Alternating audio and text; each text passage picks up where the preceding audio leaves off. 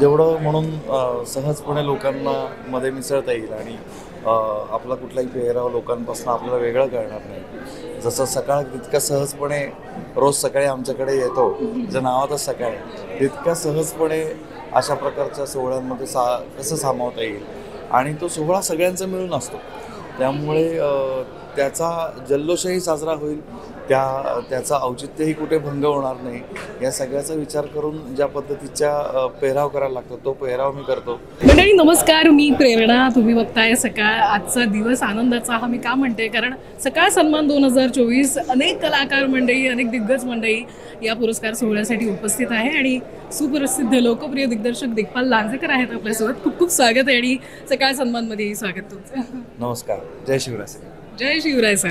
आणि विविध पुरस्कार सोहळ्यात सर जात असता तुम्ही, पण मला सांगा ना की अशा कोणत्या 5 गोष्टी आहेत जेव्हा तुम्ही पुरस्कार सोहळा किंवा अशा पद्धतीच्या कार्यक्रमला किंवा रेड कार्पेट असेल त्यावेळेस 5 गोष्टी तुम्ही आवर्जून करता?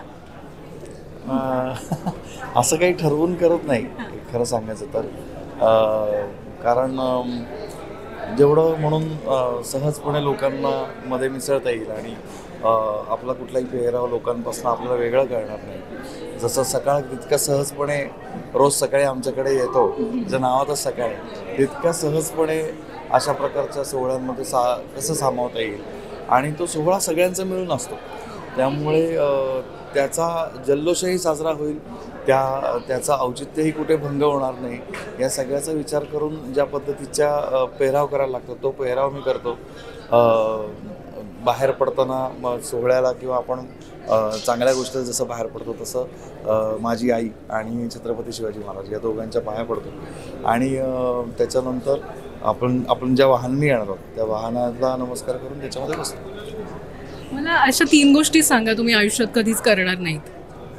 व्यसन, गर्व, म्हणजे गर्व, मला अभिमान खूप चांगल्या गोष्टींचा असेल पण गर्व नसेल, आणि तिसरं खोटेपणा. प्रामाणिक राहायला मला आयुष्यभर आवडेल कुठल्याही गोष्टीसाठी.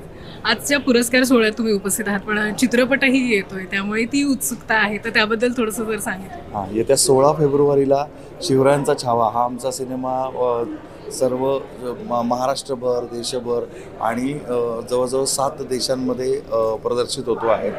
छत्रपती संभाजी महाराजांवरचा हा पहिला सिनेमा म्हणता येईल जो इतक्या मोठ्या पद्धतीने भव्य प्रमाणात साकारला गेला आहे. त्यांच्या एका विशिष्ट पराक्रमावर आधारित हा सिनेमा आहे आणि जसं श्री शिवराज अष्टक ही छत्रपती शिवाजी महाराजांची जी चित्रपट मालिका आपण केली, त्यातले 5 चित्रपट प्रदर्शित झाले, ते लोकांनी डोक्यावर घेतले, त्याचप्रमाणे हा चित्रपटही लोकांना आवडेल अशी खात्री वाटते. नक्कीच नक्कीच, त्यासाठी शुभेच्छा सर. आणि आजचा जो सोहळा आहे तो नक्कीच एन्जॉय करा. धन्यवाद. महाराष्ट्रातील सर्व बातम्यांचे विश्वासार्ह व्यासपीठ. सकाळच्या सर्व सोशल मीडिया प्लॅटफॉर्मला लाईक, फॉलो आणि सबस्क्राईब करा. तसंच सर्व नोटिफिकेशनसाठी बेल आयकॉन प्रेस करायला विसरू नका.